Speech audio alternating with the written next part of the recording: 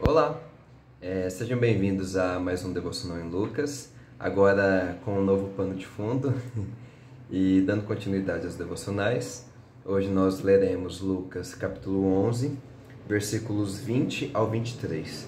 Como faz algum tempo que eu não posto devocionais devido a compromissos acadêmicos, eu só queria relembrar o último devocional, porque nos versículos anteriores ao versículo de Lucas 11, versículos 20 a 23, Jesus está expulsando, ele expulsa um demônio de uma pessoa e, ao fazer isso, ele recebe dois tipos de acusação. Algumas pessoas vão falar que ele expulsou demônios pelo próprio poder de demônios e outras pessoas vão pedir para ele um sinal do céu, como se expulsar um demônio não fosse um sinal suficiente do céu.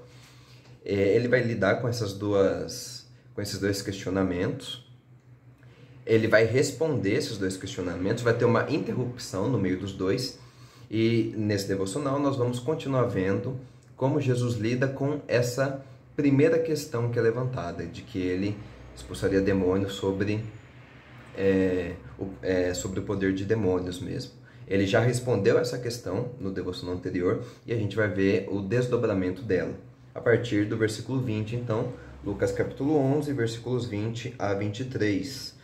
Que diz assim: mas se é pelo dedo de Deus que eu expulso demônios, então chegou a vocês o reino de Deus. Quando o homem forte, bem armado, guarda a sua casa, seus bens estão seguros. Mas quando alguém mais forte o ataca e o vence, tira-lhe a armadura em que confiava e divide os despojos. Aquele que não está comigo é contra mim, e aquele que comigo não ajunta, espalha. Jesus ele inicia essa passagem de 3 versículos falando sobre que agora, se ele de fato expulsa os demônios pelo dedo de Deus, e aqui dedo de Deus é o Espírito Santo, ou seja, se diferente dos exorcistas da época que recorriam a vários artifícios para expulsar demônios, se diferente dessas pessoas, Jesus ele de fato expulsa pelo Espírito de Deus. Aí nós sabemos que é o Espírito de Deus porque o texto equivalente em Mateus, ele vai citar o Espírito de Deus ao invés de falar dedo de Deus. Se Jesus ele de fato então expulsa demônios pelo Espírito de Deus, isso significa que o reino de Deus chegou. O reino de Deus está entre nós. Essa é a ideia desse texto aqui. Chegou a vocês o reino de Deus. Se o reino das trevas está sendo expelido, isso significa que um novo reino chegou. E é essa também o significado da parábola que ele conta logo depois nos versículos 21 e 22. Existe um homem forte que guarda seus bens. Ele está com armadura e ele está bem armado. Mas quando chega alguém mais forte, ele vence esse homem. Despoja, tira a sua armadura e divide esses despojos, né?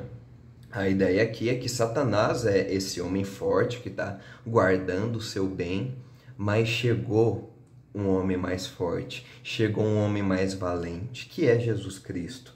Alguém mais forte chegou, um reino mais forte chegou e que vai dominar completamente, né? Vai vencer, vai atacar e vai vencer esse homem que estava guardando os seus bens.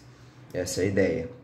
E exatamente pelo reino de Deus estar vencendo, estar conquistando, estar vencendo sobre o reino das trevas, sobre os poderes demoníacos, é que surge o versículo 23. Aquele que não está comigo é contra mim, e aquele que comigo não ajunta, espalha.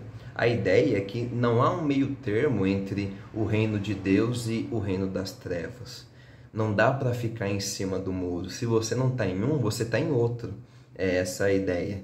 Então, se você não está no reino de Deus, você está atrapalhando o avanço do reino de Deus.